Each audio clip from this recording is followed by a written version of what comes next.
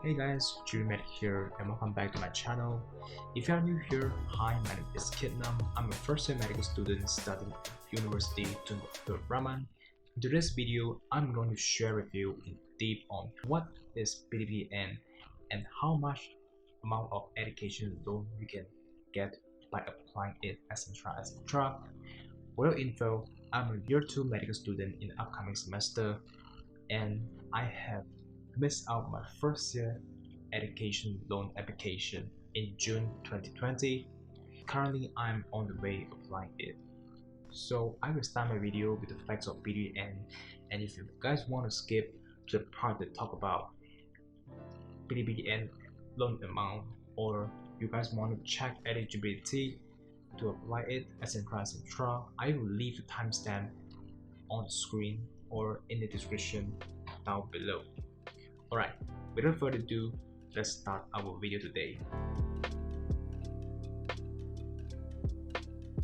Almost all education loan in Malaysia, including PTPTN, is only for local Malaysian citizens.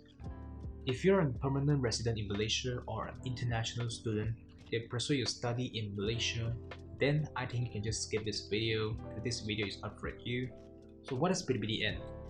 PTPTN stands for Pembatalan Perjanjian Tinggi Malaysia, which is National Higher Education Fund Corporation, an agency under Ministry of Health Education.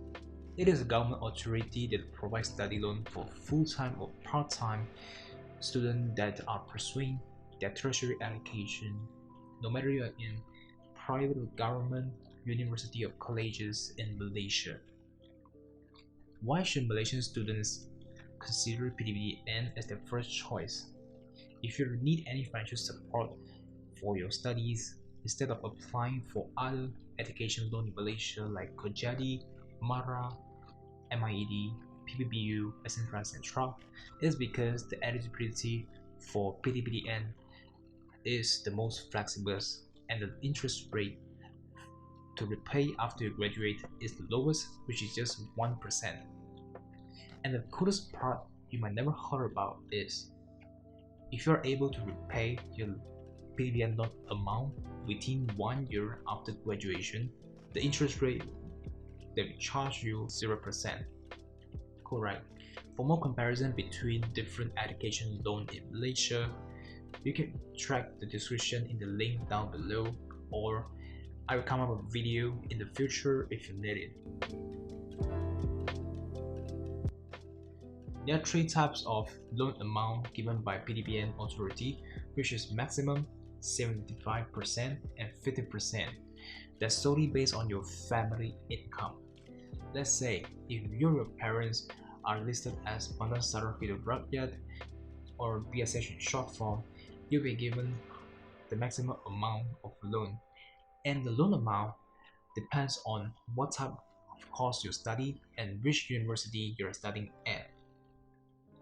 Whereas if you are unlisted as PSHR, but your family income does not exceed 8,000 ringgit per month, then you'll be given 75% of loan.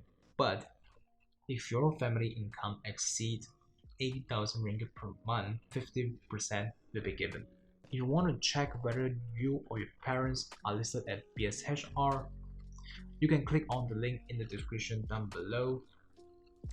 As you can see here, there are different annual maximum and percentage amount that PTPTN give to the students from different courses, which my courses, MBBS, they will give about 50,000 ringgit per year, which is the maximum.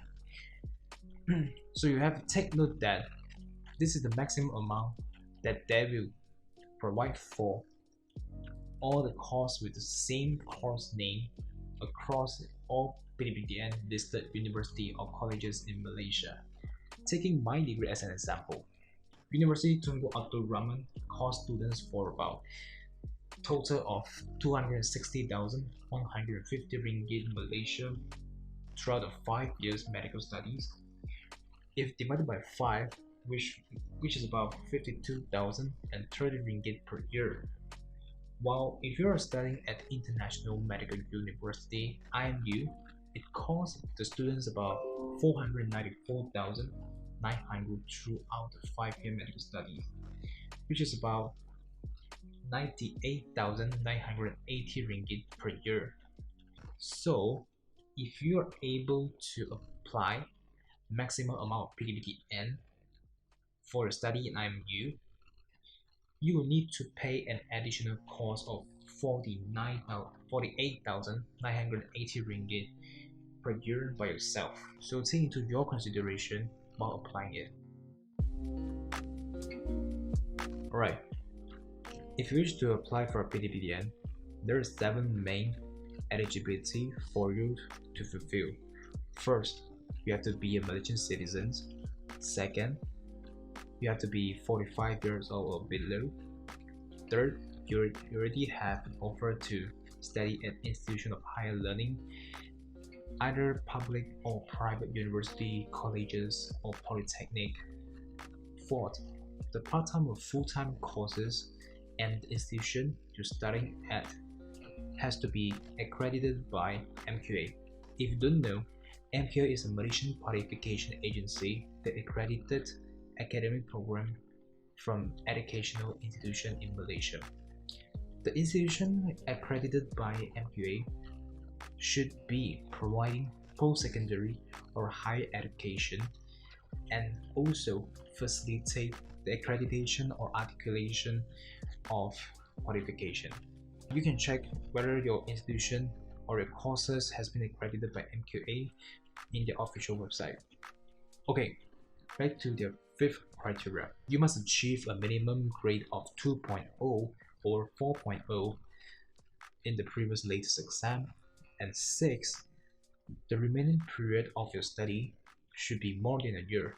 Let's say if the due date of your PTPTN application this round is around 30 September 2021, your graduation year should be beyond 1st October 2022.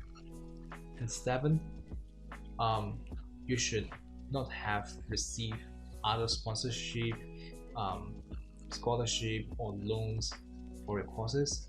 And lastly, you must have an SSPN Prime Saving Account, which formerly known as the SSPNI, before the 3rd September 2021, or you must have an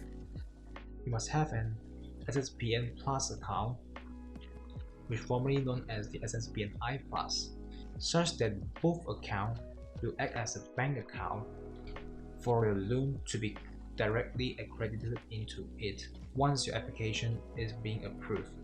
You can check out how to apply them through the video link in the description down below. And if you guys need an full English version of it, feel free to let me know in the comment. I will come up with a video of it in the future if you guys need it. Some of you might ask, will PTPTN suspend or terminate your loan payment within the next few years of study? The answer is yes.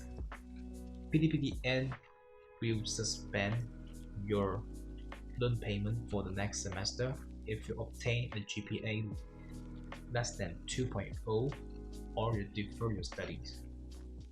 On the other hand, your loan payment will be terminated if you fail to continue your studies or you did not study at the IPT specified during your application of loan.